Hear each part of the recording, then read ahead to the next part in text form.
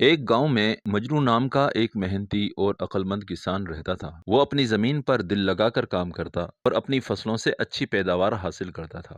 گاؤں میں سب لوگ اس کی عقل اور محنت کی تعریف کرتے تھے، لیکن گاؤں میں ایک شخص میرا مجنو سے بہت حسد کرتا تھا۔ میرا خود کاشتکاری میں ناکام رہا تھا اور اس کی خواہش تھی کہ مجنو کو نیچا دکھائے۔ اسی دوران میرا کھیت کے قریب سے گزرتا ہے اور مجنو کو دیکھتا ہے۔ یہ مجنو ہر بار کامیاب ہو جاتا ہے، مجھے اسے برباد کرنا ہوگا تاکہ یہ اپنی کامیابی پہ فخر نہ کر سکے۔ میرا اپنے گھر میں بیٹھا ہوا منصوبہ بنا رہا تھا۔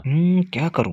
میں رات کو اس کے کھیتوں میں پانی چھوڑ دیتا ہوں تاکہ اس کی فصل تباہ ہو جائے، اور پھر دیکھتا ہوں یہ عقلمند کسان کیا کرتا ہے۔ رات کو میرا مجنو کے کھیتوں میں پانی چھوڑ دیتا ہے، جس سے کھیت کے کچھ حصے کو نقصان پہنچتا ہے۔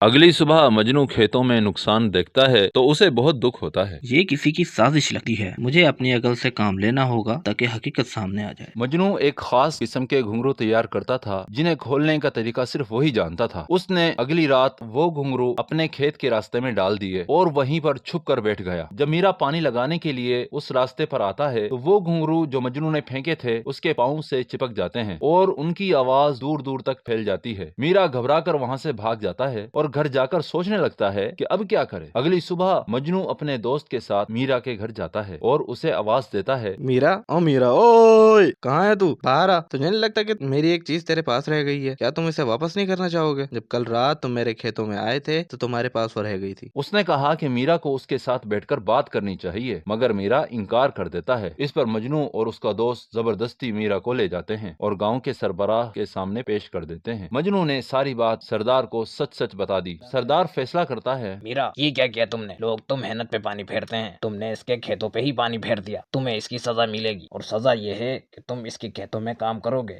جب تک اس کی نقصان کی بھرپائی نہ ہو جائے۔ میرا مجبوراً مجنو کے کھیتوں میں کام کرنے لگتا ہے۔ کچھ دن بعد میرا مجنو کے پاس آتا ہے اور اپنی غلطی کی معافی مانگتا ہے۔ مجنو، میں سب سمجھ گیا، حسد کرنے سے کچھ حاصل نہیں ہوگا، محنت ہی اصل کامیابی کی کنجی ہے، اور اب ہم کو معاف کر دو۔ میں تمہیں معاف کرتا ہوں، لیکن یاد رکھو محنت اور ایمانداری کے بغیر زندگی میں کچھ نہیں ملتا۔ مجنو اسے معاف کر دیتا ہے اور اس طرح کہانی اپنے انجام کو پہنچتی ہے۔